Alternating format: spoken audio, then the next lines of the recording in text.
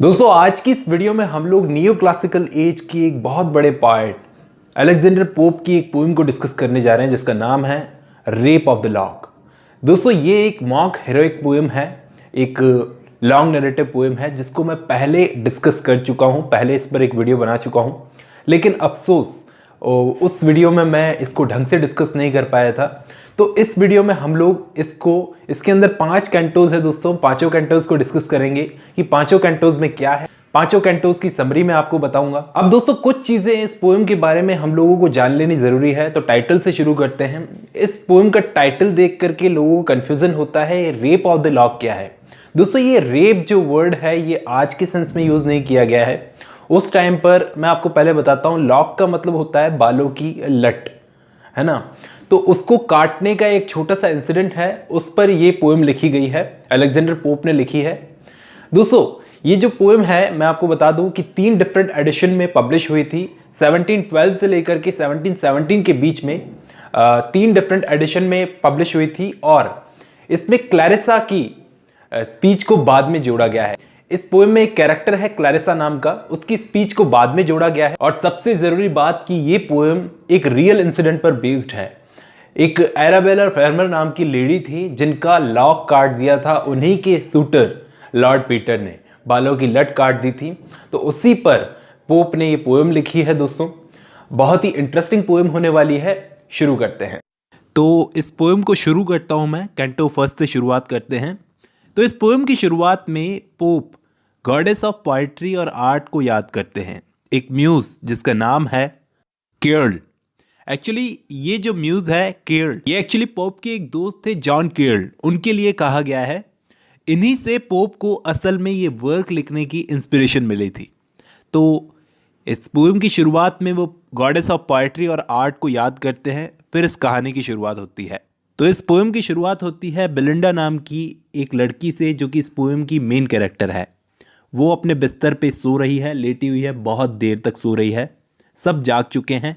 तो इस लड़की की एक गार्डियन स्पिरिट है एरियल, एक सिल्फ, वो इसको गार्ड करती है। अभी ये फिलहाल एक सपना देख रही है एक हैंडसम यंग मैन का, तभी ये सिल्फ एरियल इसके पास आकर के इसके कान में कुछ बोलता है धीमी आवाज में। एक्चुअली बेलिंडा को ये एरियल ही सपना दिखा रहा है और अपना रोल दिखा रहा है कि एरियल का रोल क्या है। दरअसल इस सिल्फ एरियल का काम ये है कि ये यंग वुमेन के वर्च्यूज को प्रोटेक्ट करता है। कभी अगर कुछ गलत होने वाला होता है तो ये सेल्फ एरियल जाकर के कंट्रोल करता है। लेकिन फिलहाल एरियल वरिड है, परेशान है, क्योंकि कुछ बहुत बुरा होने वाला है, इसको ऐसा लग रहा है। लेकिन इसको पता नहीं है कि आखिर होने क्या वाला है। एरियल बेलिंडा को उसके सपने में वार्निंग देता है कि मर्दों से सावधान रहना, बचकर रहना। यहाँ पर दोस्तों मैं आपको बता देता हूँ, बेलिंडा का एक लैप डॉग है, उसका नाम है शॉक। उससे इसको बहुत प्यार है। ये शॉक भी सोचता है कि बेलिंडा बहुत देर तक सो रही है, इसको अब उठ जाना चाहिए। तो अब ये उठती है बेलिंडा, और उठते ही सबसे पहले कुछ लेटर्स वगैरह पढ़ती है। जो लोग बेलिंडा को पसंद करते हैं, उससे प्यार करते हैं, उन्होंने बेलिंडा को ये लेटर्स भेजे हैं। तो अब ये इनको पढ़ते पढ़ते सब कुछ भूल गई कि एरियल ने इसको क्या वार्निंग दी थी कि मर्दों से बचकर रहना। अब बेलिंडा जागती है, लेटर्स पढ़ती है, उसके बाद तैयार होने लगती है, क्योंकि आज बहुत ही स्पेशल डे है, सोशल एंगेजमेंट्स का डे है। तो आज बड़ा स्पेशल डे है। ये अपनी मेड, बेटी नाम है इसकी मेड का, उसकी हेल्प लेकर ये तैयार होती है और तैयार होकर ये बहुत ही खूबसूरत लगती है, बहुत खूबसूरत लगती है। अब ये खुद को सजाने के लिए किस किस आइटम का यूज़ करती है? इंडियाज़ ग्लोइंग जेम्स, हाथी दांत का बना हुआ कंगा, पफ्स, पाउडर्स और भी बहुत सारी चीज़ें। और ये सारी चीज़ें उसको बहुत सारी अनसीन स्पिरिट्स अरेंज करवा के देती है, और भी स्पिरिट्स हैं जो इसको ये सब आइटम अरेंज करवा के देती है।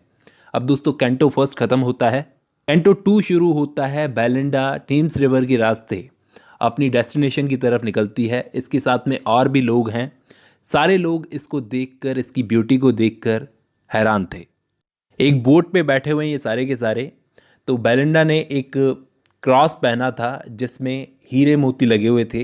ये बेलिंडा हर किसी को देखकर उस बोट पे स्माइल कर रही थी। इसकी आंखें सूरज की तरह ब्राइट थी, चमक रही थी, और बालों में 2 छल्लेदार लटें लटक रही थी। उनको बोला गया है लॉक्स ऑफ हेयर, उसको बोलते हैं लॉक्स ऑफ हेयर। बेलिंडा की बालों की लटें, लॉक्स ऑफ हेयर, जो बहुत ही अट्रैक्टिव थी। हर आदमी उन लट्टों को देख रहा था और उन्हीं आदमियों से एक आदमी ऐसा भी था जिसका नाम था बैरन। उसने वहीं पर फैसला किया कि वो इन दोनों लॉक्स में से एक लॉक को चोरी कर लेगा, या तो अपने ट्रिक खेल कर या फिर बाय फोर्स, कैसे भी।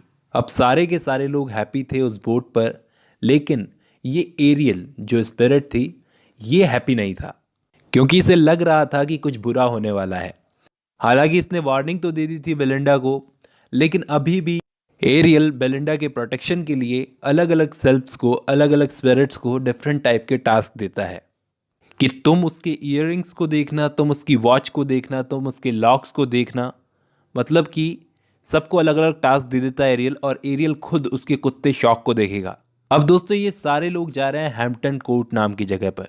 दोस्तों ये बैरन जिसने उन लॉक्स में से एक लॉक को चुराने की सोची थी, इसने गॉड ऑफ लव के सामने प्रे किया कि ये सक्सेस हो जाए। अब इसके बाद में वहाँ दूसरी तरफ सेल्फ्स की पूरी आर्मी जो एरियल ने बेलिंडा के पीछे लगाई थी उसको प्रोटेक्ट करने के लिए, वो पूरी आर्मी उसको प्रोटेक्ट कर रही थी, क्योंकि एरियल नहीं चाहता था कि बेलिंडा अपनी वर्जिनिटी को खोए, या फिर उसकी ज्वेलरी चोरी हो, या फिर उसका लैप डॉग शॉक, उसका कुत्ता, वो मर जाए। तो यहाँ पे कैंटो 2 ख़त्म होता है, कैंटो 3 की शुरुआत होती है। अब वो बोट जिस पर ये सब लोग बैठे हुए थे वो पहुँचती है हैम्पटन कोर्ट। वहाँ पर पहुँचने के बाद लेडीज़ और जेंटलमैन सारे के सारे पार्टी को एंजॉय कर रहे थे, एक दूसरे से बातें बातें कर रहे थे। तो ये बेलिंडा भी 3 लोगों का कार्ड का एक गेम होता है ओम्ब्रे, उसको खेलने बैठ गई। इसके साथ में 2 जेंटलमैन गेम खेल रहे थे। शुरू शुरू में तो ठीक ठाक चल रहा था गेम, बेलिंडा अपने स्ट्रॉन्ग कार्ड से खेल रही थी। पहला कार्ड था स्पार्डेलो, दूसरा कार्ड था मैनिलो, और तीसरा कार्ड था अनफॉर्चुनेटली बेस्टो, जो कि अनसक्सेसफुल कार्ड था। लेकिन फिर भी अपने किंग ऑफ स्पेड्स के साथ खेलती है और फिर बेलिंडा जीतने लगी। फिर तभी बैरन भी यहाँ पर आ गया और वो इस गेम को खेलता खेलता इस गेम को डोमिनेट करने लगा। तो वो अपने क्वीन ऑफ स्पेड्स के साथ में बेलिंडा के किंग ऑफ क्लब्स को उसने हरा दिया, और फिर वो अपने हाई डायमंड कार्ड्स के साथ खेलने लगा। इवन उसने बेलिंडा के क्वीन ऑफ हार्ट्स को भी जीत लिया था। अब बेलिंडा डरने लगी कि वो हार जाएगी, लेकिन फिर उसने किंग ऑफ हार्ट्स से खेलना शुरू किया और वो जीत गई। इसके बाद इस कार्ड्स के गेम में जीतने के बाद बेलिंडा अपनी जीत को सेलिब्रेट करने लगी। इसके बाद वो कॉफ़ी पीने लगे। अब कॉफ़ी की स्मेल से पता नहीं क्या इस बैरन के दिमाग में फिर से वो ख्याल आया कि मुझे तो इस बेलिंडा की लॉक को चुराना था, तो मैं भूल कैसे गया। It's too late. अब यहाँ पर दोस्तों इस मूवमेंट पर आती है क्लैरिसा। ये क्लैरिसा का रोल बहुत ही इंपॉर्टेंट है। ये बैरन को एक कैची ऑफर करती है ताकि ये बैरन जाकर बेलिंडा के बालों की लॉक को काट सके। अब ये यहाँ पर ऐसे बताया गया है जैसे वो बैरन को उसका हथियार दे रही है। ठीक है, तो बैरन उस लॉक को काटने के लिए आगे बढ़ता है इस कैंटो में। अब सारी की सारी सेल्फ आ जाती है बेलिंडा की गर्दन के पास में और उसकी ईयररिंग्स को बजाती है। ईयररिंग्स जो होती है उसको बजाती है ताकि बेलिंडा सावधान हो जाए। अब 3 बार ऐसा होता है, बैरन पास जा रहा होता है, कोशिश करता है काटने की।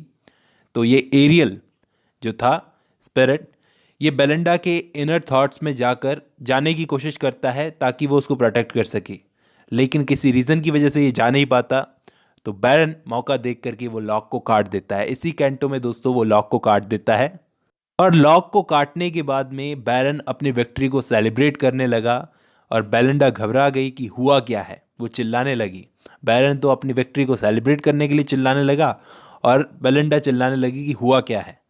अब इसके बाद कैंटो 4, बेलिंडा बहुत ही अपसेट थी कि उसने अपने लॉक को खो दिया। अब ये बेलिंडा अपनी दोस्त थैलेस्ट्रिस नाम है इसकी दोस्त का, उसके साथ में होती है, उसकी हाथों में रो रही होती है कि उसने अपनी लॉक को खो दिया। बेलिंडा को अपने लॉक को खोने का जितना दुख था उतना ही दुख इसकी फ्रेंड को भी था, इसको थैलेस्ट्रिस को। तो इसने जाकर अपने सूटर फिर गए अपने बॉयफ्रेंड सर प्ल्यूम के पास, जाकर उसको बोला कि तुम कुछ बोल नहीं सकते, जाकर बैरन से बेलिंडा की लॉक को वापस लो। तो ये सर प्ल्यूम जो है ये जाता है बैरन के पास में और उसको जाकर बोलता है कि बेलिंडा की लॉक वापस करो, लेकिन इसके बोलने के अंदाज में कोई दम नहीं था। लेकिन इस बैरन पर सर प्ल्यूम की बात का कोई असर नहीं पड़ता, कोई फ़र्क नहीं पड़ता। ये बोलता है कि मेरे जीते जी जब तक मैं इस नाक से सांस ले रहा हूँ, मतलब मेरे जीते जी, तो मैं इस लॉक को वापस नहीं करूँगा। अब दोस्तों ये सर प्ल्यूम का जो कैरेक्टर है, कई क्रिटिक्स इस सर प्ल्यूम के कैरेक्टर को पोप का एक दोस्त था सर जॉर्ज ब्राउन, उससे कनेक्ट किया है। तो अब लास्ट कैंटो आता है इस पोएम का, कैंटो 5। अब सारे के सारे पार्टी में जितने भी लोग थे सारे के सारे बेलिंडा की तरफ हो जाते हैं, लेकिन बैरन को अभी भी कोई फ़र्क नहीं पड़ रहा बेलिंडा के रोने से। तो टेलेस्ट्रीज भी बैरन को समझाने जाती है, लेकिन वो भी अनसक्सेसफुल होकर लौटती है, कोई भी समझा नहीं पा रहा है। अब दोस्तों इस टाइम पर ये क्लैरिसा जो थी ये बेलिंडा के पास में जाती है, अपनी बात कहती है कि इतनी कौन सी बड़ी बात हो गई जो तुम इतना रो रही हो। वुमेन को ब्यूटीफुल होने के साथ साथ वर्चुअस भी होना चाहिए। ये सब चीज़ें मेकअप डांस वगैरह करके हम अपनी एज को बढ़ने से नहीं रोक सकते। तो ये सिली बातों पर डिबेट करना बंद करो। तो वो उसके कहने का मतलब ये था कि हर कोई इंक्लूडिंग वुमेन अपना ज़्यादातर टाइम इन्वेस्ट करता है फीमेल ब्यूटी के लिए, जबकि वुमेन को अपना टाइम और एनर्जी इन्वेस्ट करनी चाहिए बेस्ट मॉरल बींग्स बनने के लिए। लेकिन वुमेन अपनी गुड सेंस को खो देती है अपने माहौल के चलते। तो ये अपनी स्पीच देती है कुछ इस अंदाज में, कोई भी इसकी स्पीच से इम्प्रेस नहीं होता। टेलेस्ट्रीज भी, ये जो बेलिंडा की फ्रेंड थी टेलेस्ट्रीज, इसने भी इस क्लैरिसा को प्रूड बोला, मतलब कि कपटी टाइप की। अब दोस्तों ये बेलिंडा क्या करती है, बैरन के पास जाती है उसको अटैक करने के लिए। ये उसकी नाक को पिंच करती है और एक स्नफ पाउडर इसके ऊपर फेंकती है, इससे ये बैरन जोर से चीखता है। तो बैरन को अब मरने का भी डर नहीं है, ये दोनों भिड़ जाते हैं आपस में और लोग इनको अलग करवाते हैं। ये उस पर चिल्लाती है कि मेरा लॉक वापस कर, लेकिन अब वो लॉक इस भगदड़ में कहीं खो गया है और कहीं मिल नहीं रहा। अब दोस्तों यहाँ पर पोएम का एंड आ चुका है। यहाँ पर अलेक्जेंडर पोप बोलते हैं अपने रीडर्स को कि वो लॉक हेवन में चला गया है, आसमान में चला गया है, जैसे कि जैसे बैरनेसेस लॉक चला गया था। बैरनेसेस यहाँ पर एक क्वीन ऑफ इजिप्ट थी, उसने अपने हस्बैंड की सेफ्टी के लिए, उस जो लड़ाई में लड़ने गया था उसकी सेफ्टी के लिए उसने अपना एक लॉक काट दिया था और उसका लॉक भी आसमान में तारा बन गया था जाकर। तो ये एक मिथ है जिसको पॉपुलर किया था क्लासिकल ऑथर्स ने। तो उसको जोड़ते हैं यहाँ पर कि बैरनेसेस लॉक की तरह तुम्हारा लॉक भी ऊपर आसमान में जाकर तारा बन गया है और लंदन के कॉमन लोग जैसे एस्ट्रोनॉमर्स वगैरह उसको देख रहे हैं। ऐसा बोलकर दोस्तों यहाँ पर अलेक्जेंडर पोप अपनी पोएम को ख़त्म करते हैं। दोस्तों यहाँ पर ये लॉक जो है ये सिंबल है अब्सर्डिटी का, absurdity of the importance afforded to female beauty in society. I hope आपको ये पोएम समझ में आई होगी दोस्तों। आज की वीडियो में बस इतना ही।